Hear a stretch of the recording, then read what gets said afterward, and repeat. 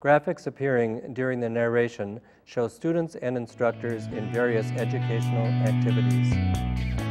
Why universal design in an educational setting? Utilizing universal design is an important step toward making an institution one that is inclusive for everyone who chooses to participate in its programs and services. Universal design in an educational setting not only encompasses the physical environment of a campus, but also includes classroom instruction. Universal design originated in the field of architectural design. They describe universal design as the design of products and environments to be usable by all people to the greatest extent possible without the need for adaptation or specialized design. When this concept is applied to an educational setting, access to the institution's programs and services is obtainable to a wider range of diverse learners, one that includes students with disabilities. In this video, you'll hear how several instructors have embraced the ideas of universal design in their classroom instruction and course creation. They'll share how they created an environment that is inclusive and that benefits all students. It's really very simple and very intuitive and wonderful for all the students. It really shouldn't be anything that's for just particular students. It helps everyone. The thing that's key is that people perceive and learn in different ways, and we forget we have to think beyond the obvious two, the visual and the auditory, the hearing and the seeing of material in traditional lecture modes.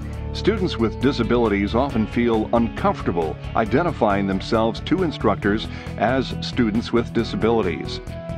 Universal design in an educational setting creates an environment where it is not necessary for students with disabilities to self-identify. Next, you will hear several students describe their disabilities and educational access needs. They will describe instructional approaches that have been the most helpful to them for gaining better access to their courses.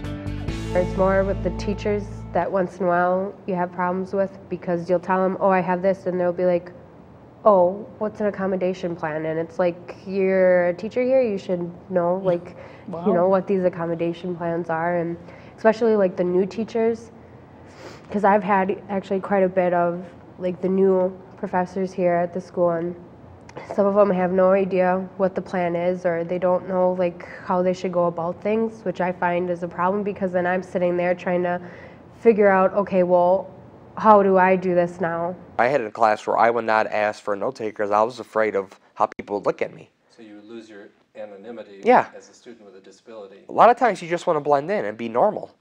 And the second you do that, for some people, they're afraid that everyone's going to start looking at you different, maybe treat you different, and all this stuff, and they don't want that. They just want to be one of the people, you know, just like everybody else. Some teachers don't really quite understand that it may look like I don't need thus and so, but I really, truly do.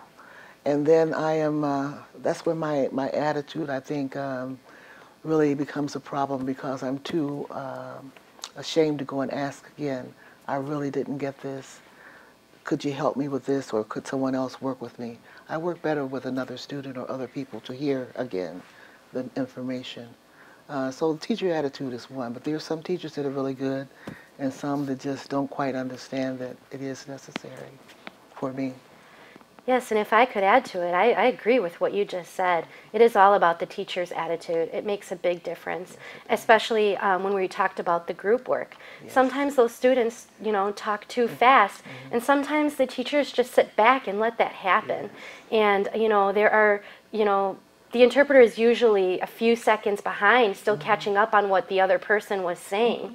And so then what happens is, I'm still thinking about the last comment, and then in order for me to participate and say something and really take in the information, what I want to comment on was already passed. And so it's awkward. So it's really hard for me to participate.